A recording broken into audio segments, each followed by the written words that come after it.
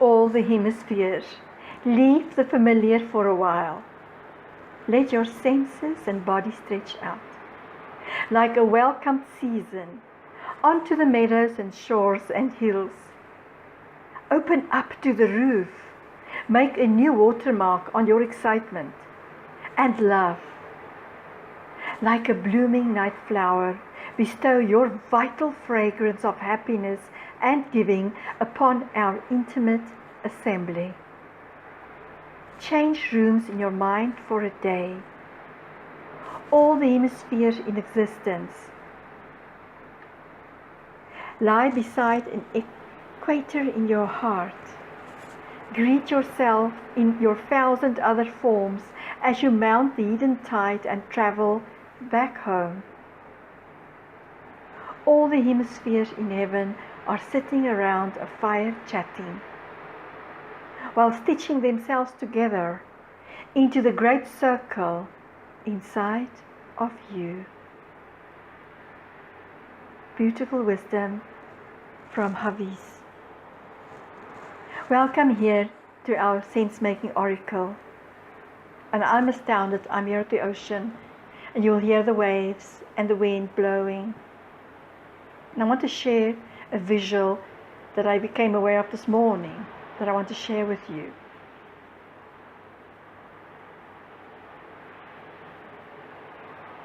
The change of the color, the deeper we go into the ocean. The depth versus the shallow waters. Dark, deep blue in the horizon. And for me it was a representation of the collective intelligence that's available to us in each moment. Our own, that of humanity, of all other living forms, of the planet, of the universe, of the cosmos, no matter how we describe it or experience it. This incredibility that we can tap into any moment to have a whole reality experience.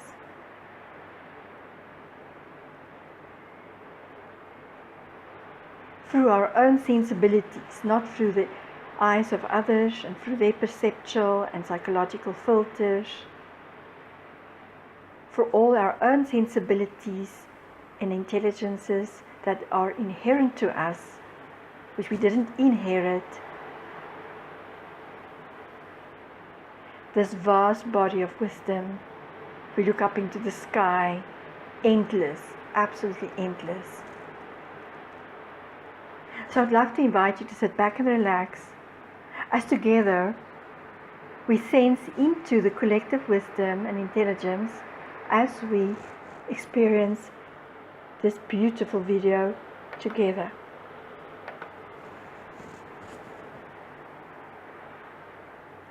By intention, enact all your sensibilities to feel what it feels like to be human at this time.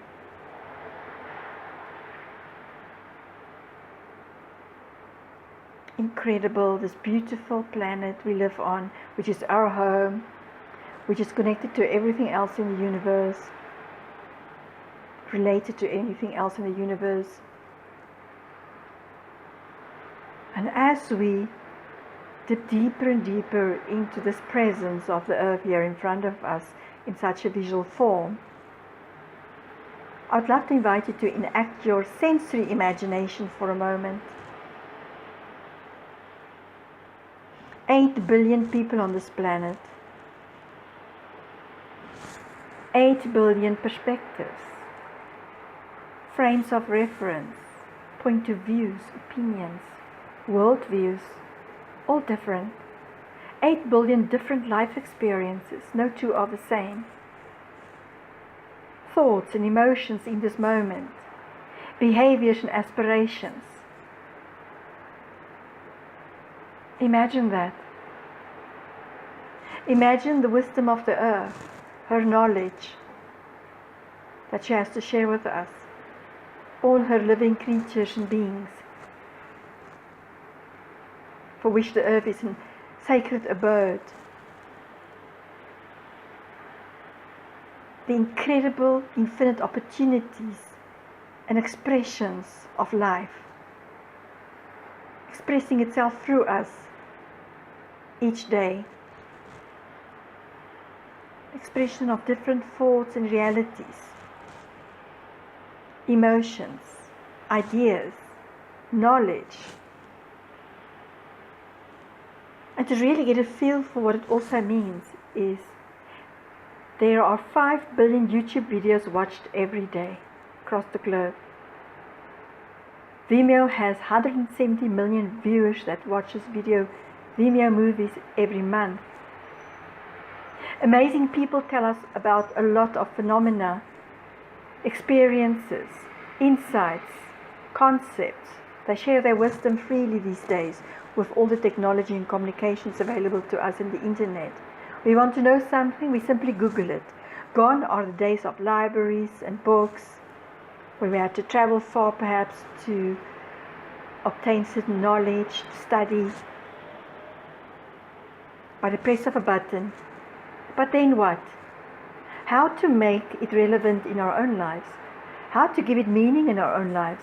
Moreover, how can we integrate it into our own lives? So we hear and see much,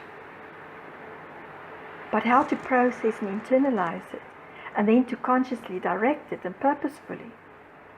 We live in such a conceptual virtual world. We don't make much use of our imagination anymore, especially not our sensory imagination, our muscular intelligence of our bodies, which athletes and dancers and gymnasts have been using for decades. We don't understand yet our own multiplicity, our multi-sensory abilities and sensibilities which we are born with.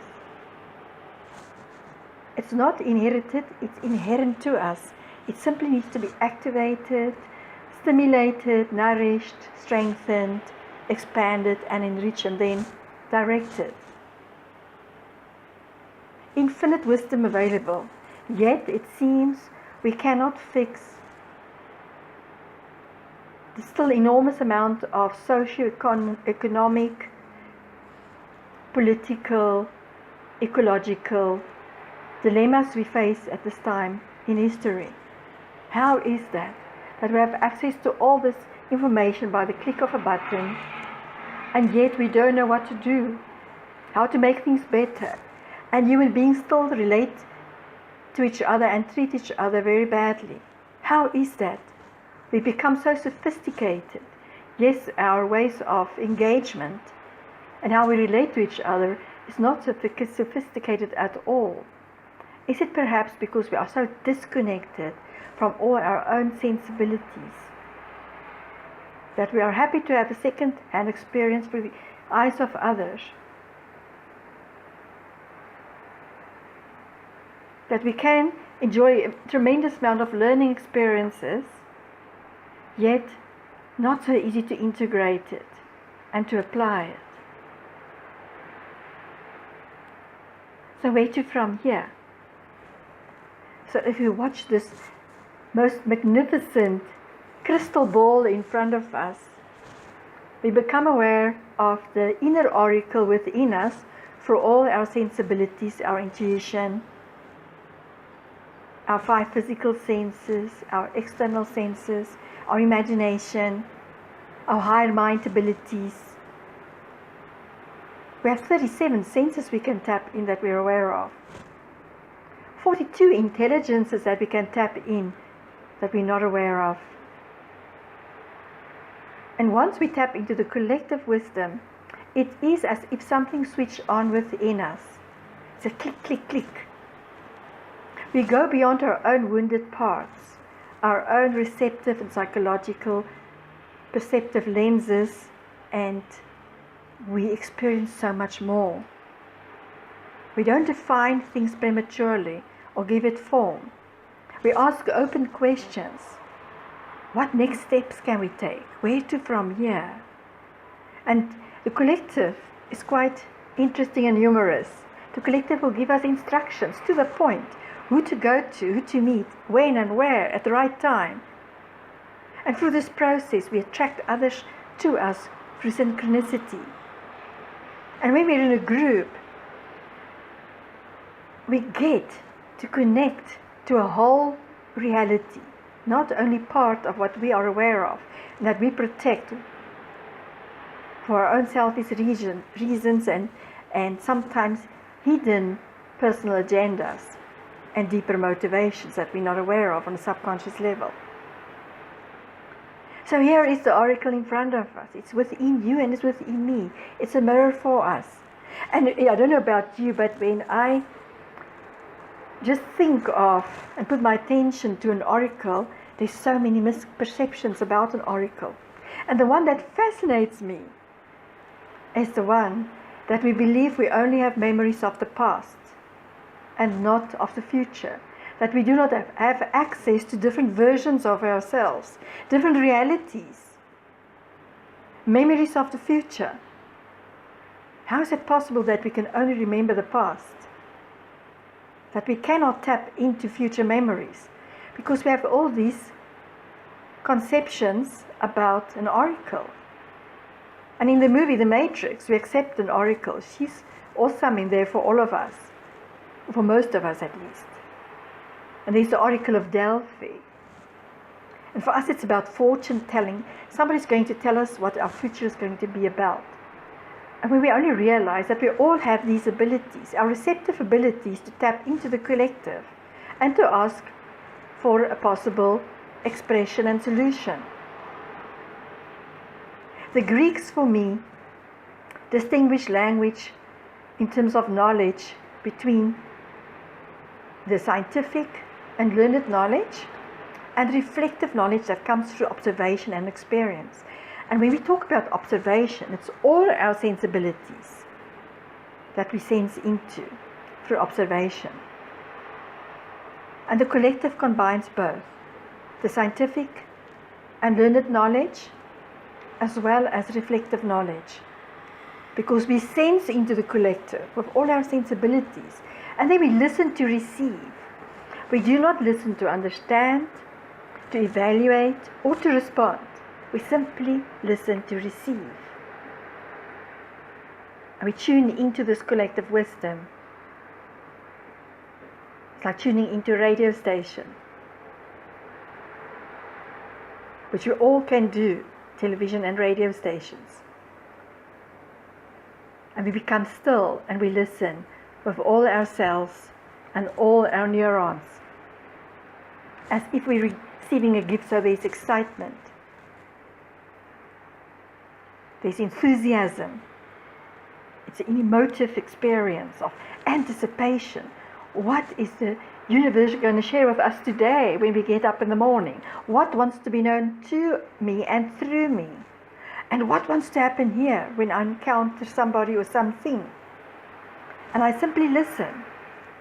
And from there, this whole reality, I now can give context for it in my personal life, for personal value, practical application, how it can globally impact all of the globe and humanity and the planet. How can it have symbolic meaning for humanity? So it has purpose, it has meaning. And then to use our creative abilities to shape it and form it, but we allow it to unfold and to inform us along the way through serendipity and synchronicity, become more awake, aware and alert every single day. The oracle is ready in any single moment to share possibilities with us that's most relevant, that we can translate and interpret at this moment in time, that has meaning and purpose for us at any single moment, into all directions of time, across all dimensions of reality. We simply listen with our hearts, our sensibilities, to receive a gift. We take note of it, we allow it to unfold, we use our creative and embodiment abilities to become it, to experiment with it, to play with it, to share it forth. We don't define it prematurely.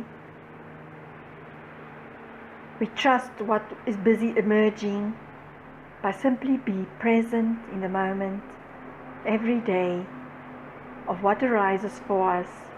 And for some it might be, some of our sensibilities are more prevalent than others, more stimulated.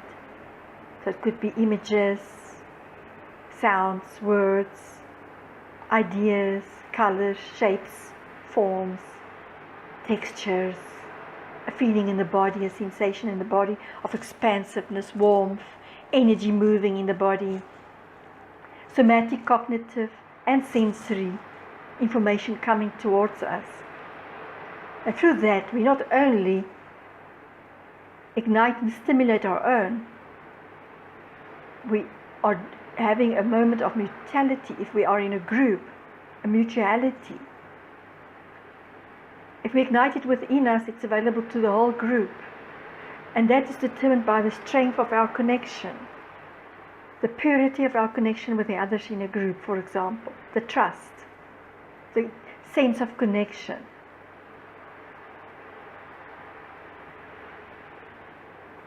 I was fascinated with this visual this morning of the depth of the ocean, the blue, how the color changes, the shade.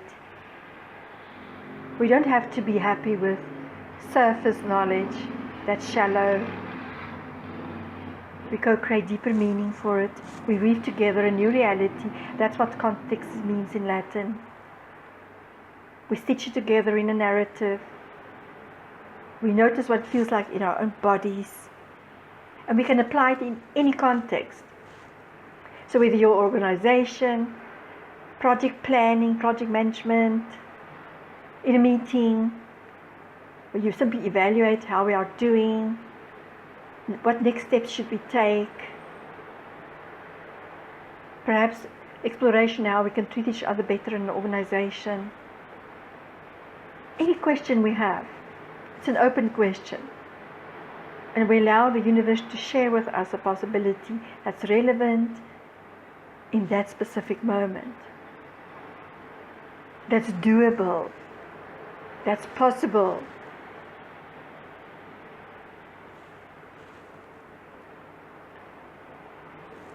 Sit back for a moment.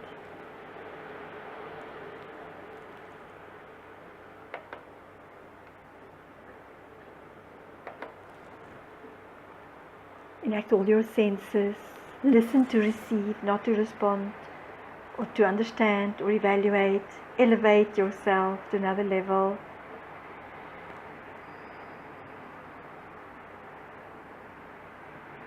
And listen. When you listen, when you really, really listen, you are no longer small, scared, cut off, bereft. You are no longer you. When you listen, when you really listen, you melt, dissolve, expand, become everything, everywhere. When you listen, when you really listen, you are the ecstatic cosmic dance to the primordial love song that started this whole affair. And this is by Shabanu Aliani.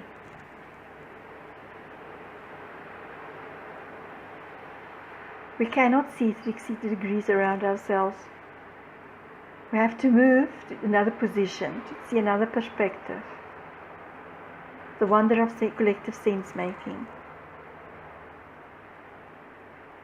Where we sense into beauty. Where we sense for joy. And joy is a state of equilibrium, not an emotion like happiness and sadness. A state we can come back to. And for some of us, it might be a resting place, a sanctuary, calmness, peace. For somebody else, it might be a place of exuberance, feeling totally alive, connected to all that is. No matter what it is, we sense for joy, a state of equilibrium, because in such a state, anything and everything is possible.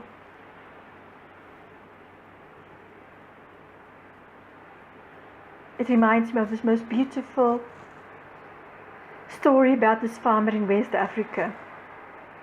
He was voted the best farmer for many, many years for his seed of his grain. And a journalist from the US came to visit him. He wanted to know how is it possible for him to do this continuously. And then he heard something very interesting. He told the journalist that he shares all his seed with his neighbors every year. The journalist was shocked. He said, "How can you do that, sir? Because now they will beat you next year in the competition." And the farmer laughed and he said humbly, "But why, sir? Didn't you know that the wind takes the seed and it takes it all across all the lands and cross-pollinates all the other seeds? So if I were to keep my own seed for myself and not share with my neighbors, their seed will influence mine as well." And that's what collective sense making is about. We share the beauty, the goodness, the greatness forth. We know we'll have enough. We cross-pollinate each other. We show each other perspectives that we simply cannot see because we don't have eyes in our backs like a chameleon. To have a look from another part, but also the interpretation of the collective through another sensibility, which enriches the experience, which we otherwise wouldn't have access to if we simply discussed or had conscious conversations. Being before doing, sensing before creating, connecting to each other on a heart level, beyond our personalities and wounded selves. And from here, we can create whatever is essential, beautiful, joyful, and meaningful. How do we spread our seeds every day? How do we prepare the land for the seeds to grow in? Do we connect to the collective to inform us, which we are part of? And at the same process, we consult our own inner oracle. With the knowing, we can in any moment tap into different versions of ourselves, different realities, whole realities, not only half-informed realities. That is for our highest good and for the highest good of all at a specific moment in time. Now, sense making is actually a very creative, playful process. It's not serious at all. We often get goosebumps because it's so excited and so fulfilling and giving life, breathing life into our experiences, in our creations, in our visions, assisting us in the process to gravitate towards those who's like-hearted and like-minded, naturally, spontaneously, to benefit from the unexpected, which is serendipity, raising our own awareness to that of the group awareness, because perhaps one day we don't feel that well. Now, I can talk a lot about our sense-making oracle, but it's only a personal experience that will make it real for you. So I'd like to invite you to we have personal one-on-one joy sense experiences of different forms. We have a monthly online themed oracle experience, joy sense experience. So you can access it from wherever you are on the globe. We also have themed joy sense salons, if you're an organization or a business or a group. And we have online sense casts which you can download with a few very exciting topics and themes. Listen to receive a gift. In this moment, allow the oracle, the collective oracle, to speak through you and begin to trust it, and your life will transform dramatically.